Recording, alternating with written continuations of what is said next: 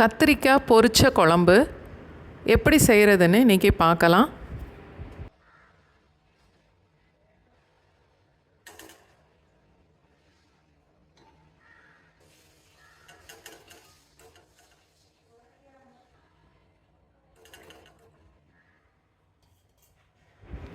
நல்ல பிஞ்சு கத்திரிக்காவாக எடுத்துட்டு இந்த மாதிரி நாலாக கீறி வச்சுக்கணும். முழுசாக கட் பண்ண வேண்டாம்.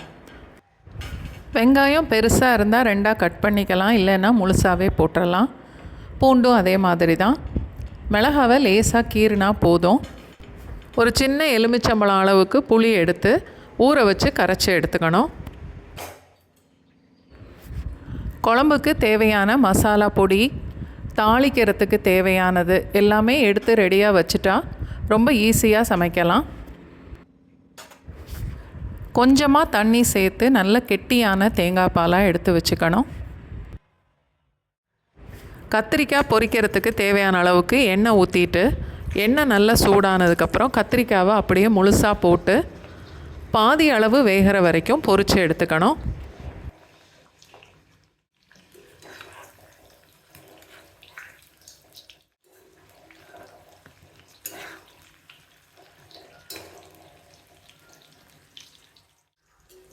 கத்திரிக்காய் பாதி அளவுக்கு வெந்ததும் எண்ணெயிலிருந்து அரிச்சு எடுத்துட்டு எண்ணெயை ஒரு பாத்திரத்துக்கு மாற்றிடலாம்.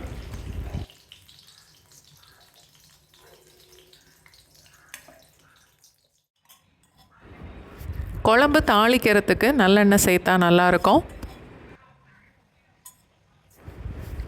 கடுகு, வெந்தயம், பெருங்காயம் போட்டு தாளிச்சிட்டு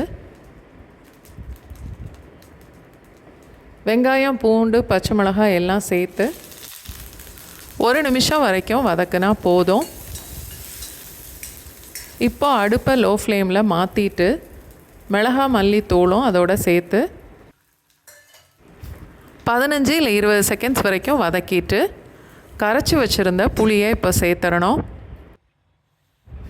2லேருந்து 2.5 கப் அளவுக்கு இருக்கும்.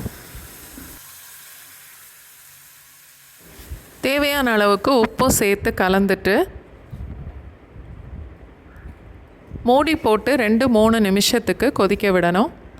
அடுப்பு மீடியம் ஃப்ளேமில் இருக்கட்டும். குழம்பு நல்லா கொதித்து இந்த அளவுக்கு கெட்டியானதுக்கப்புறம் பொரிச்சு வச்சுருந்த கத்திரிக்காவை இப்போ சேர்த்துடணும்.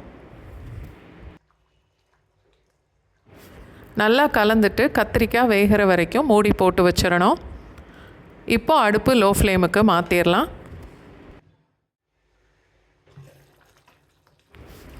கத்திரிக்காய் நல்லா வெந்ததுக்கப்புறம் அடுப்பை ஆஃப் பண்ணிவிட்டு தேங்காய் பாலை சேர்த்துறணும். நல்லா கலந்துட்டு ஒரு 15 நிமிஷத்துக்கு அப்படியே மூடி போட்டு வச்சிடணும். கத்திரிக்காய் பொரிச்ச குழம்பு இப்போ ரெடி ஆயிருச்சு.